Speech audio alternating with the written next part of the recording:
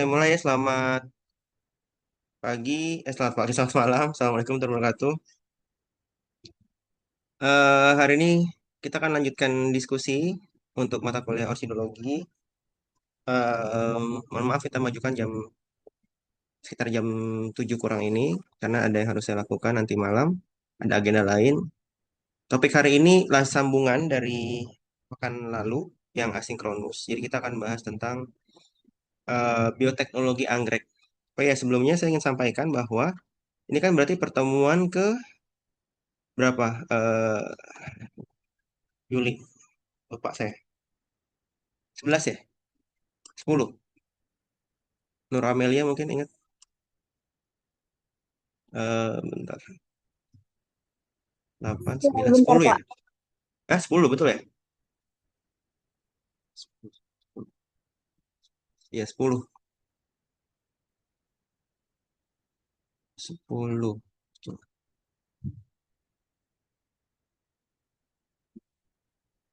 Iya. Ini pertemuan ke-10. Jadi nanti pekan depan itu masih ada pertemuan lagi. Nah, pekan lusa itu sudah mulai ini ya. Nanti sudah mulai presentasi artikel. Kelompoknya sama. Oke? Jelas ya? Eh, ke-9. 10. 9 yang asinkronus kemarin bukan? Untuk UTS kemarin di pertemuan ke-8, Pak. Iya benar. UTS kan ke-8. Terus kemarin kan ada asinkronus ya, sekali ya, setelah UTS. Yang bioteknologi apa penyilangan. Ya, betul ya Nuramelia ya. Iya, Pak. Berarti Betul, ya Pak. sekarang ke-10. Nanti di ke-10, 11, ke-12 itu sudah mulai masuk presentasi artikel. Itu ya saya ingatkan. Jadi kelompoknya sama urut dari kelompok 1 sampai kelompok 6 lagi mau dipersiapkan. Kelompoknya sama seperti yang kemarin. Oke. Sebelum kita mulai kita presensi dulu untuk sebagai lampiran presensi dan dokumentasi awal yang masih off cam dan memungkinkan bisa dinyalakan silakan dinyalakan. Siapa yang mau mengambil gambar? Nur Amelia atau yang lain? Saya bisa, Pak. Oke, silakan Nurul Rizky.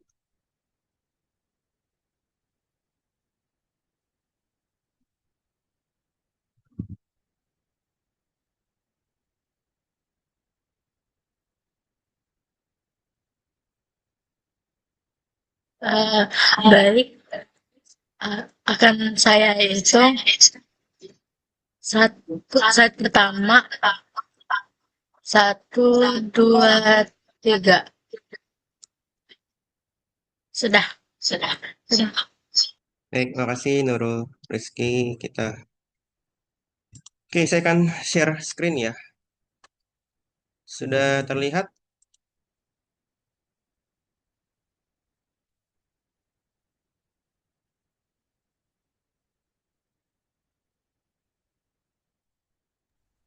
Sudah, Sudah? Pak.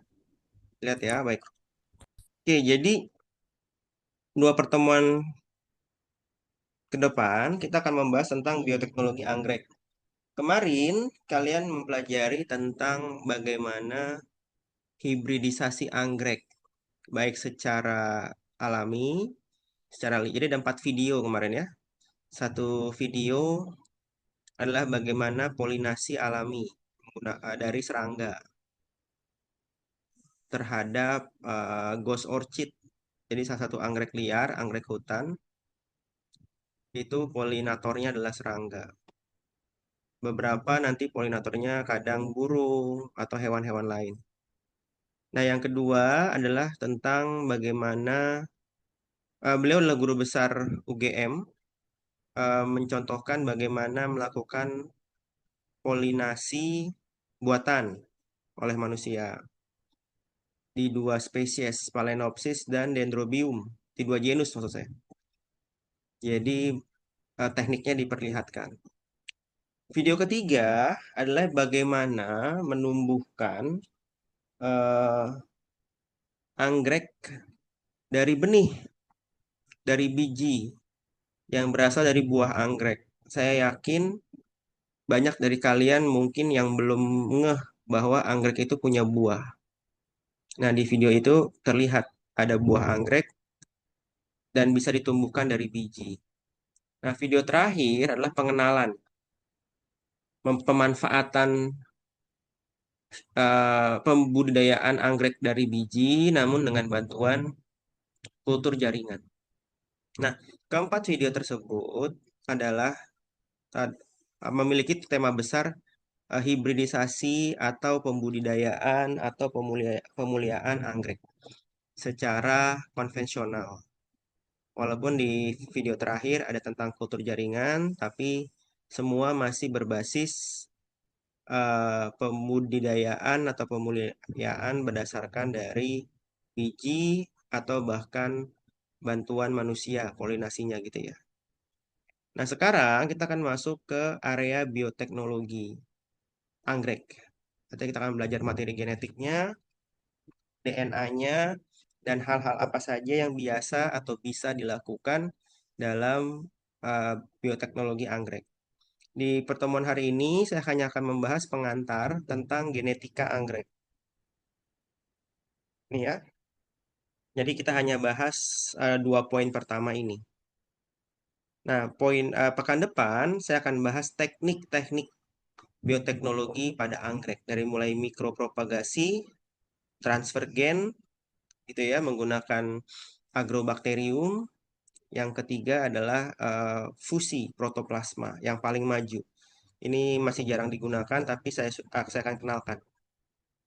Oke, jadi kromosom anggrek pertama yang harus kalian ketahui bahwa anggrek itu memiliki kromosom yang sangat beragam.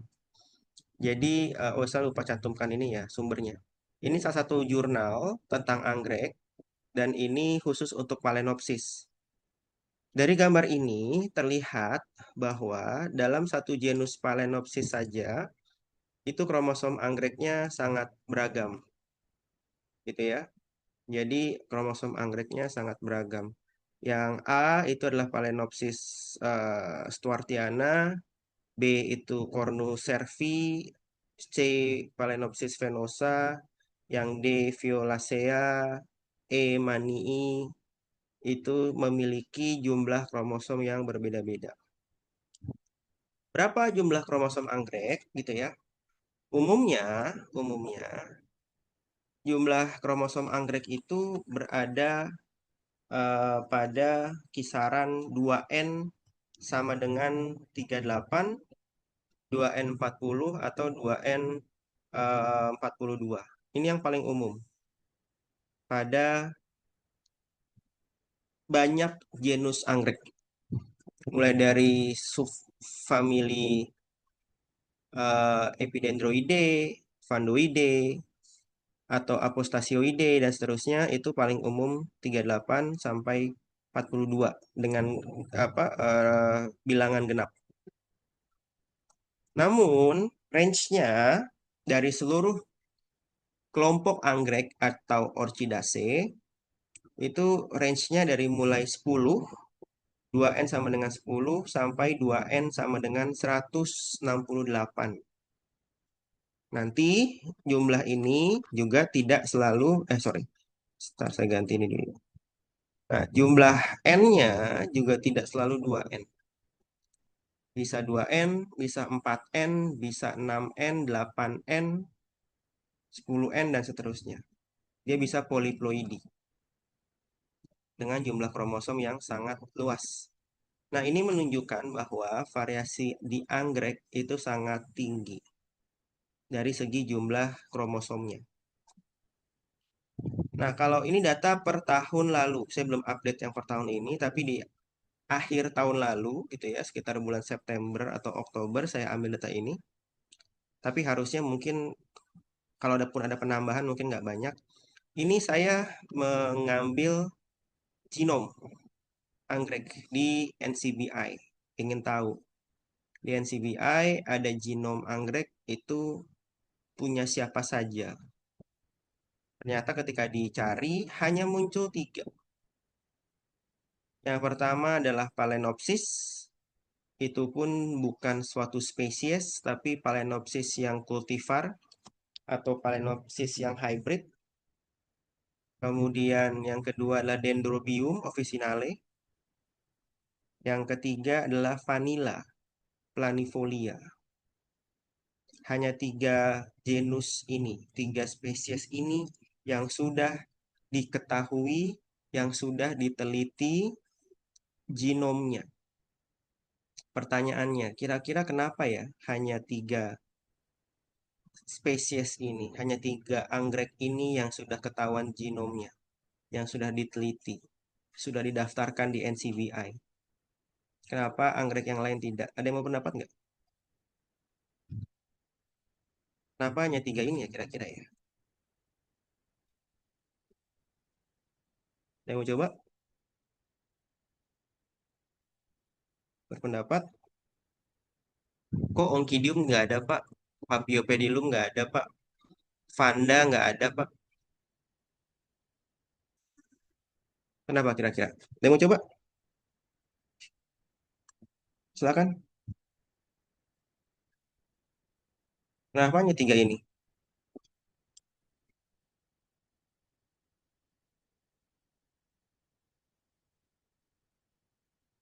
Ada yang mau coba? Silakan. Nggak usah ragu.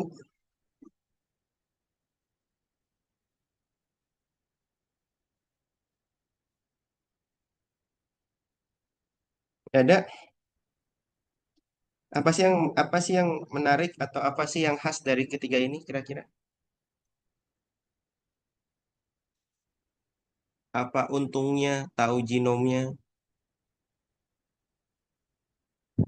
sehingga banyak orang meneliti dan mencari tahu genomnya? Pasti ada alasan kan? Kira-kira kenapa alasannya?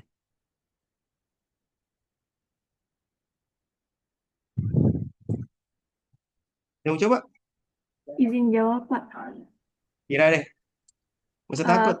Ikutin. kalau tiga itu karena kalau yang saya tahu, kalau yang vanilla itu kan karena untuk apa diperjualbelikan gitu ya Pak, kayak nilai ekonominya gitu. Terus kalau Dendrobium officinale ini itu kalau nggak salah karena medis gitu deh. Sinopsis. Kalau Phalaenopsis hmm, mungkin kayak apa ya?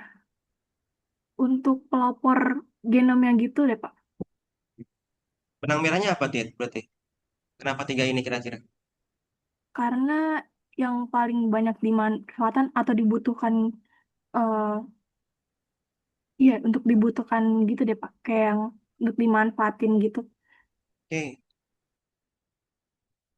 Ya, ini yang paling sering dimanfaatkan, iya. Tapi ada yang lebih lebih lebih lagi, yaitu ketiga ini jelas sering dimanfaatkan oleh industri tepatnya dan punya nilai jual yang cukup tinggi, punya nilai kebermanfaatan yang cukup tinggi. Vanilla jelas, dia dipakai di industri, industri makanan, industri wewangian, vanilla jelas. Sehingga mempelajari genomnya, itu wanginya dapat dari mana sih, gen apa sih wanginya, itu rasanya kenapa bisa enak, itu ada gen rasa nggak sih di sana. Dia akan explore itu genomnya. Vanilla. Dendrobium dan Phalaenopsis jelas sama nanti. Nilai jualnya selain tadi Dendrobium dan Phalaenopsis sekarang sudah merambah ke industri, industri kosmetik, kecantikan atau farmasi bahkan. Tapi dalam industri dalam bisnis budidaya pun genomnya sangat penting. Bagaimana dapat menghasilkan corak Phalaenopsis dan Dendrobium yang menarik. Jadi nilai jual. Kalau tidak ada nilai jual, kalau tidak ada nilai kebermanfaatan, itu kemungkinan besar kurang diminati untuk diteliti, kurang diminati untuk dieksplor. Itu tipikal Indonesia dan tipikal dunia juga kayak gitu. Tapi begitu ketahuan ada satu bahan, misalkan nanti Atira atau teman-teman yang lain menemukan ternyata Phalaenopsis ini ada potensi anti kanker. Maaf, Paphiopedilum misalkan ada potensi anti kanker. Atau Vanda, tricolor dia punya anti kanker. Saya yakin langsung ada studi genomiknya. Dan mungkin ada di NCBI nanti. Biasanya seperti itu, gitu ya. Ini saya ambil satu contoh. Vanilla saya klik. Nah, genomnya berapa sih ukurannya nih? Genomnya itu sekitar 744 megabase. Ini koma ya. Jadi jangan salah. Ini bukan ribu.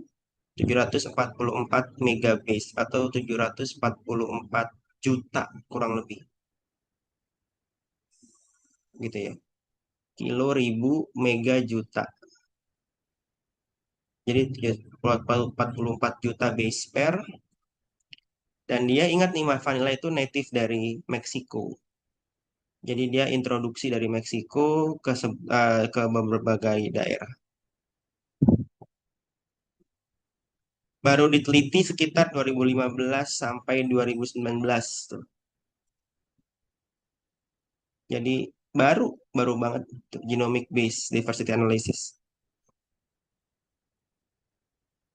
Kromosomnya berapa Vanilla? Kromosomnya ada 14. Cuman 14. Ini masuk yang anomali tadi. Karena karena range-nya cuma tadi 38, 40 atau 42. Ini 2N-nya, 2N-nya 14. Cukup sedikit. Dengan ukuran gennya per kromosomnya ini persen GC-nya, ini jumlah gennya. Jadi jumlah gennya tuh seribuan. Ini seribuan. Paling besar di kromosom 1 ada 4000 gen. Nah, ini nanti yang di explore. Nah, ada satu fragmen, dia tidak menyebut kromosom. Satu fragmen itu patahan, dia sebutnya AN, UN. UN itu sebagai unknown. Ini masih jadi potensi nih. Mungkin nggak dia kromosom? Agak janggal sih. Kalau dia kromosom jadinya 15. Nggak genap. Biasanya kromosom tuh genap. Agak janggal, makanya dia tidak mengkategorisasikan dia sebagai kromosom. Type-nya bukan CHR atau kromosom. Type-nya adalah UN atau unknown. Dan belum dinamakan sebagai kromosom 15. Ini masih nggak jelas. Tapi lihat ukurannya. Tuh, 97 megabase. Besar. Dan diteliti ada potensi 3000 gen di situ. Karena ditemukan 3000 protein. Gitu. Nah, ini artinya apa? Saya gambarkan kayak gini. Potensi studi genomik atau potensi studi genetiknya anggrek itu masih sangat besar. Masih banyak spesies-spesies anggrek yang belum diketahui genomnya. Panda tricolor yang asli Indonesia belum ada. Kemudian apa anggrek hitam juga belum ada. Kemudian anggrek di Papua belum ada. Genus Dendrobium dan genus Phalaenopsis yang khas Indonesia itu belum ada di sini. Jadi potensinya sangat besar. Atau kalau mau meneliti yang sudah ketahuan pun vanilla, ini unknown masih bisa dioprek nih. Apa ya unknown ini ya? Dipelajari gen-gennya itu masih potensi juga. Nah, ini adalah kandungan kromosom ekstranuklear. Kalau tadi kita bicara kromosom genomik yang ada di inti sel gitu ya. Ini yang ada di inti sel. Semua di inti sel. Nah, ini kromosom yang berada di luar inti sel atau ekstranuklear. Adanya di mana? Adanya di kloroplas. Di kloroplas itu sekitar 148 kb atau 148.000 base pair. Ini pada Phalaenopsis aphrodite. Jadi anggrek khasnya Taiwan, namanya Taiwan Moth Orchid. Phalaenopsis aphrodite, jumlah kloroplasnya 148.000 base pair. Terdiri dari apa saja, tapi ini semua hampir sama. gen-gen di kloroplas. Pertama, untuk pembentukan fotosistem 1, fotosistem 2, sitokrom B. Untuk apa ya? Fotosistem 1, fotosistem 2, sitokrom B itu buat apa sih? Ingat nggak dia ada di mana ya? Fungsinya apa ya? Fotosistem 1, fotosistem 2, buat fungsi apa? Ingat nggak? ATP sintase kompleks, Rubisco, NADH dehidrogenase, ATP dependent protease. Ini buat apa ya? Ada yang tahu nggak? Fungsi Untuk apa kira-kira? fotosintesis, Pak. Apa? Sebentar. Sarah, apa Sarah? Untuk fotosintesis bukan, Pak. Fotosintesis, benar. Jadi protein-protein atau material-material fungsional untuk fotosintesis itu jelas ada di kloroplas. Sisanya apa? Protein-protein lain di luar fotosintesis itu yang warna biru muda, misalkan ini gitu ya. Atau untuk pembentukan RNA, tRNA, rRNA. Dan masih ada yang putih. Ini putih apa nih? Putih itu masih unknown function. Jadi masih ada yang belum diketahui dari kloroplas Phalaenopsis aphrodite. Nah, eh, ini adalah tujuan utama, latar belakang kenapa peneliti atau orang-orang melakukan hibridisasi orchid gitu ya, hibridisasi anggrek khususnya menggunakan bioteknologi. Fungsi utamanya jelas.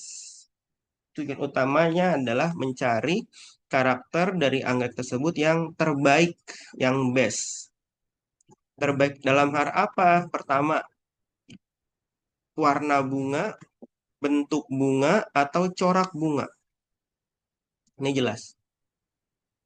Itu bioteknologi sudah masuk ke dalam ranah ini. Jadi sudah bukan konvensional lagi. Yang kedua apa? Yang kedua untuk mencari karakter terbaik dalam kemampuan adaptasi dari stres lingkungan. Dicari anggrek yang tahan dengan kondisi minim air, anggrek yang berukuran kecil tapi indah karena minimnya lahan, misalkan untuk di apartemen, untuk di rumah-rumah kecil gitu ya. Anggrek yang dengan minim cahaya, anggrek yang tidak perlu substrat yang tinggi nutrisi kayak di tanahnya tuh tinggi nutrisi, atau kalau dia epifit dia tidak perlu banyak substrat yang kompleks. Jadi dia mencari anggrek yang tahan terhadap berbagai cekaman. Yang ketiga apa? Ini yang paling paling banyak, untuk mendapatkan anggrek dengan karakter tertentu yang khususnya memiliki kandungan kimia yang bermanfaat. Sehingga bioteknologi dalam hal ini digabungkan dengan kultur jaringan dipakai untuk memproduksi anggrek secara masif dan cepat.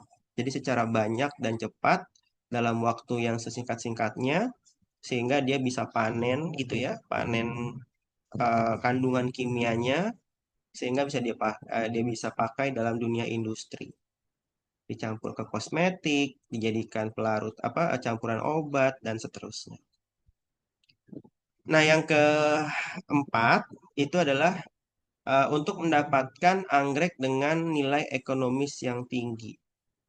Maksudnya apa mendapatkan nilai ekonomis yang tinggi? Jadi suatu anggrek kadang memiliki nilai ekonomis yang tinggi ketika anggrek itu tadi jelas ya, memiliki tampilan yang bagus atau bentuk ekonomi anggrek yang lain itu adalah ketika hasil rekayasa bioteknologi tersebut tidak dapat diulang atau repetisinya sangat sulit.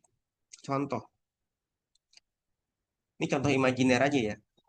Contoh imajiner. Misalkan ternyata ada anggrek yang polanya itu bisa ternyata dia bercak-bercak itu anggrek putih, bercak-bercak ungu katakanlah gitu ya. Ternyata polanya tuh bisa seperti huruf R gitu misalkan. Jadi kalau wah ini inisial nama saya nih Rizky nih gitu. Itu lagi pas banget bisa bentuk R tuh tulisannya tuh patternnya. Nah, itu akan punya nilai yang sangat tinggi. Atau bahkan polanya kayak muka gitu. Wah, ini kayak wajah orang nih gitu. Itu akan punya tinggi. Atau bentuk-bentuk lain. Nah, itu jelas memiliki ekonomi value yang tinggi karena sifatnya sangat sulit didapat gitu ya. Nah, yang terakhir, kenapa saya taruh di terakhir?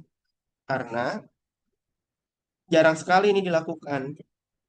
Tapi ini dilakukan oleh para peneliti jelas dan para pemerhati lingkungan bahwa anggrek itu digunakan atau dihibridisasi secara bioteknologi jelas untuk pelestarian atau genetic preservation untuk kita jaga eh, apa genetiknya atau spesiesnya. Nah, itu kita sudah menggunakan bioteknologi supaya anggrek-anggrek wild type, anggrek-anggrek liar yang belum terhibridisasi atau tersilang secara masif dan brutal itu dapat dipertahankan.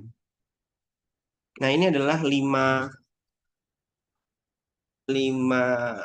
faktor kurang lebih kenapa hibridisasi anggrek itu menggunakan bioteknologi.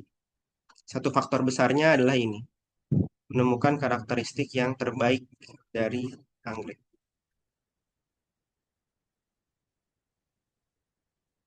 Nah, sekarang kita masuk sebagai tadi, kenapa latar belakang hibridasi anggrek dilakukan? Saya mengambil satu artikel ini juga sama, mohon maaf ini belum saya tulis ininya artikelnya. Tapi ini saya ambil dari sama Taiwan. Jadi di Taiwan selain tadi ada Aphrodite, Phalaenopsis Aphrodite, ini ada Phalaenopsis harlequin.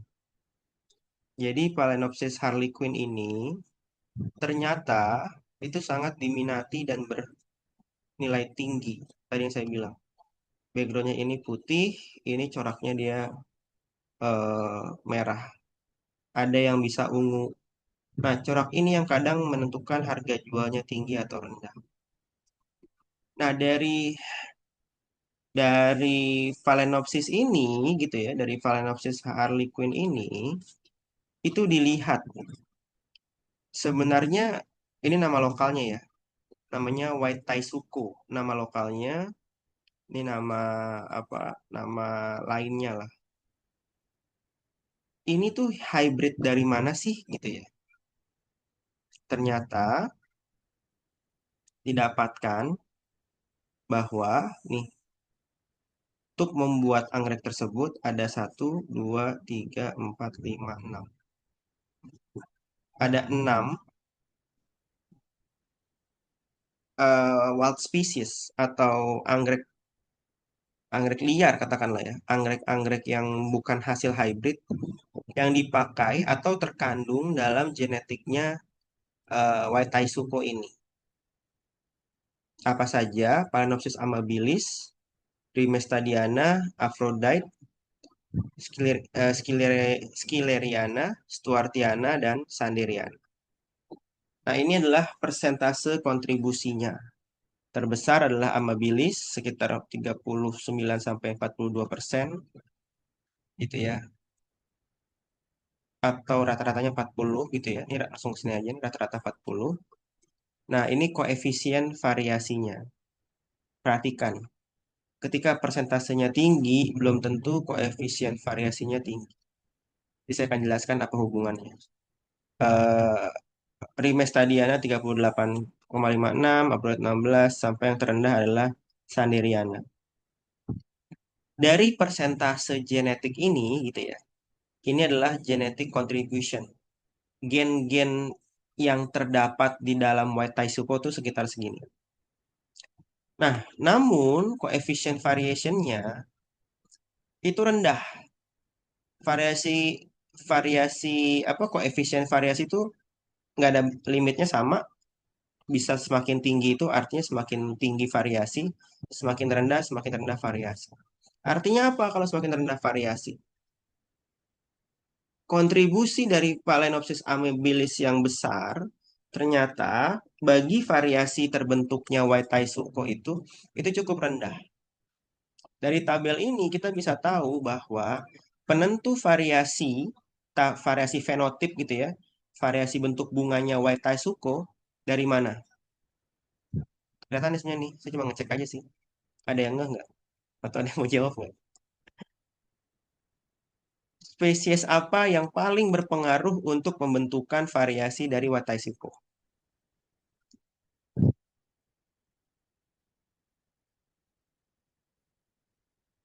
Tabelnya ada sebenarnya nih.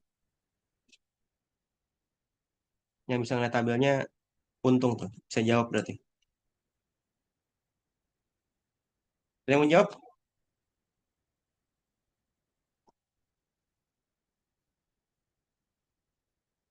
Spesies Phalaenopsis apa yang menjadi penentu tingginya variasi fenotip atau bentuk bunga dari si White Taisuko ini? Ada yang mau jawab?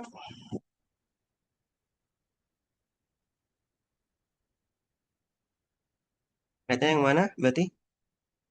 Terus apakah yang terendah atau tertinggi? Sebenarnya kelihatan di tabel. Siapa yang jadi Yang penentu? tertinggi, Pak. Yang mana berarti itu Ramelia? Yang Phalaenopsis amabilis. Amabilis. Yakin? Yakin, Pak. Yakin. Ada pendapat lain? Pertanyaan saya ulang. Phalaenopsis mana yang menjadi penentu tingginya variasi dari bentuk bunga atau fenotip dari White Taisuko? Yang itu deh, Pak. Yang Phalaenopsis tuartiana.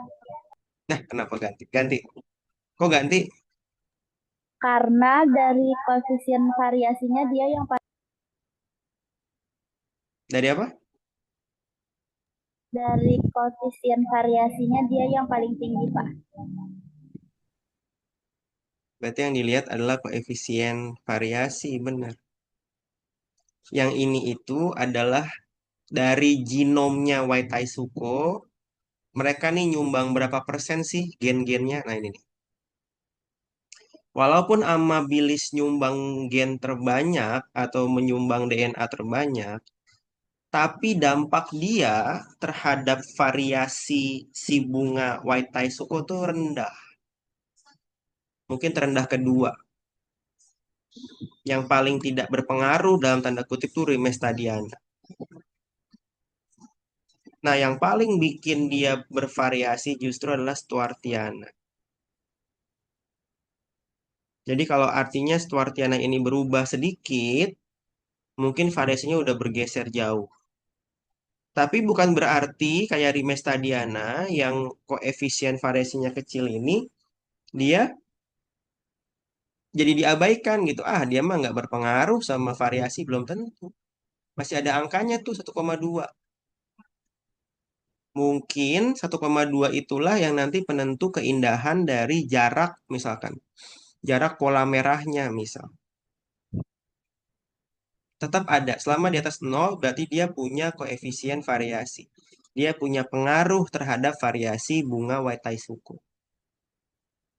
Kalau dia 0, Pak, koefisien variasinya 0 berarti fix.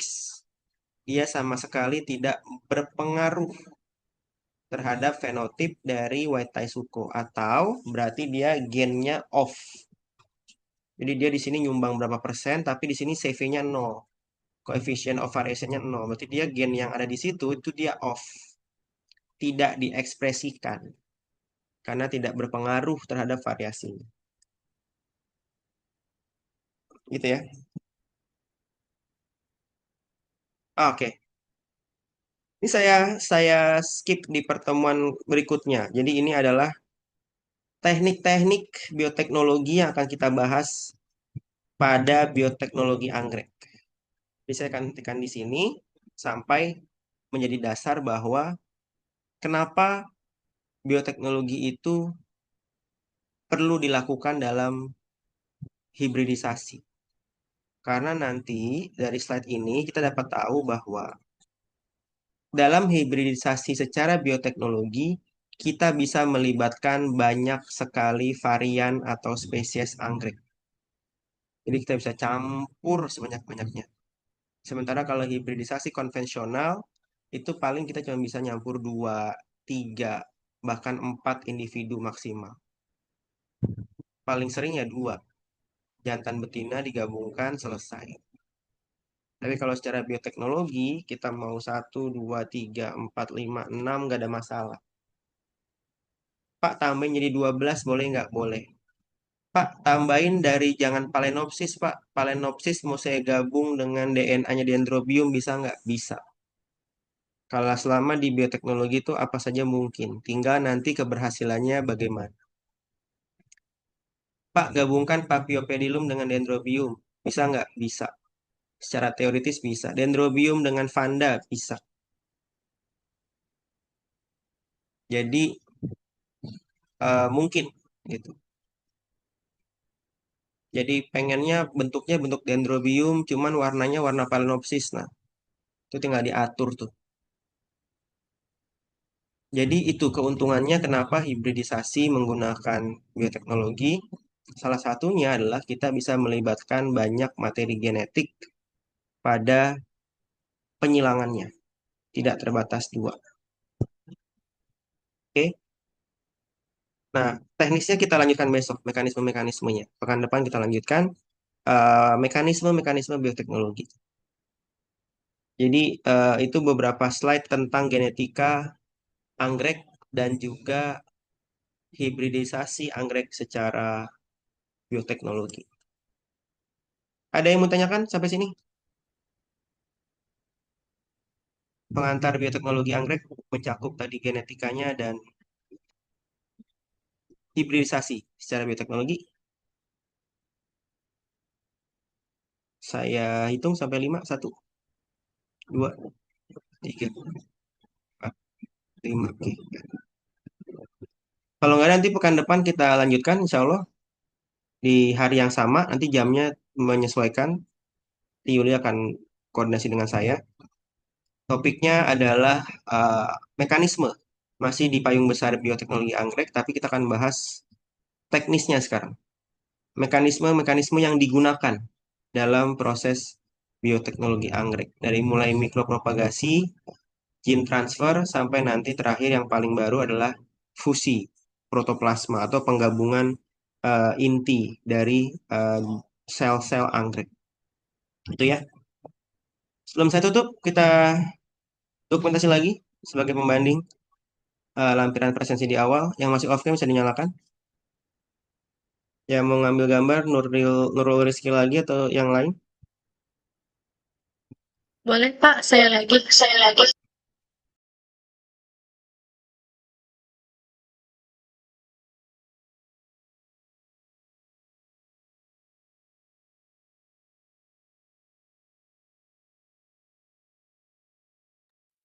Oke, yang saya ambil dalam hitungan 1, 2, 3.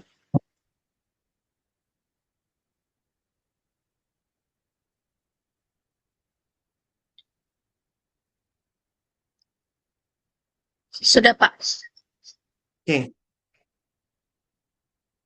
Eh, Terima kasih sekali lagi, teman-teman. Mohon maaf atas segala kekurangan pada pertemuan hari ini. Kita ketemu lagi pekan depan, insya Allah. Nanti jamnya diskusi dengan Yuli di hari yang sama. Eh, Pertemuan topik terakhir sekali lagi ya, Yuli. Ingatkan ke teman-temannya.